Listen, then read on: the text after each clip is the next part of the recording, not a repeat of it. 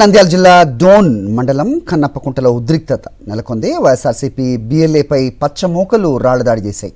SIR సర్వేలో TDP field assistant పాల్గొన్నారని YSRCP నేతలు ఫిర్యాదు చేశారు. దీంతో తమపైనే ఫిర్యాదు చేస్తామంటూ బీఎల్ఏ భరత్పై దాడి చేశారు టీడీపీ నేతలు.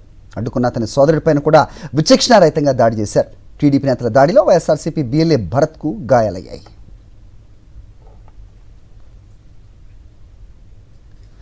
ఈ పచ్చముక్కల దౌర్జన్యానికి సంబంధించి డీటెయిల్స్ మా ప్రతినిధి లోకేష్ ఇస్తారు. లోకేష్, ఎలా ఉంది ప్రస్తుతం అతని పరిస్థితి?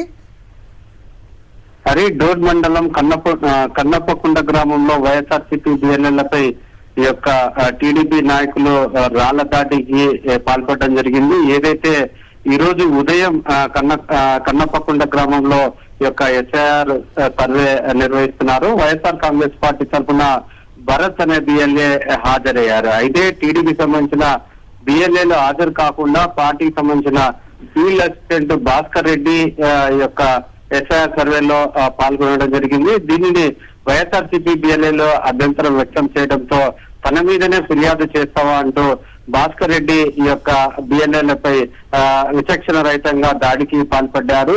అతని సోదరి మీద దాడి చేస్తున్న నేపథ్యంలో వెంకటేష్ అనే వ్యక్తి అడ్డుపోగా అతని మీద కూడా దాడికి పాల్పడడం జరిగింది. ఈ యొక్క దాడిలో అయితే తలకు చెవు దగ్గర బాగా తీవ్రమైన గాయాలైన వారిని స్థానిక ప్రభుత్వ ఆసుపత్రికి తరలించడం జరిగింది. ఏదైతే ఎస్ఐఆర్ సర్వే జరుగుతున్న పరిస్థితుల్లో చాలా మటుకు దానిని అవకాశంగా తీసుకొని వాడుకోవడానికి టీడీపీ నాయకులు అయితే పాటుపడుతున్నారు. అదే తరహాలో ఈ రోజు ఫీల్డ్ అసిస్టెంట్ పాల్గొనడం కూడా జరిగింది. దానిని వైఎస్ఆర్సీపీ వాళ్ళు అభ్యంతరం వ్యక్తం చేయడంతో ఇటువంటి దాడికి కూడా వెనుకాడలేని పరిస్థితి. దాడికి పాల్పడమే కాకుండా ఇష్టానుసారంగా అతన్ని సూచించడం కూడా జరిగింది. అయితే పోలీసులకు ఫిర్యాదు చేస్తే టీడీపీ నాయకులు కావడం చేత ఆ కేసు కూడా నమోదు చేయలేని పరిస్థితి అయితే కనపడుతుంది. Right Lokesh, thanks for the inputs.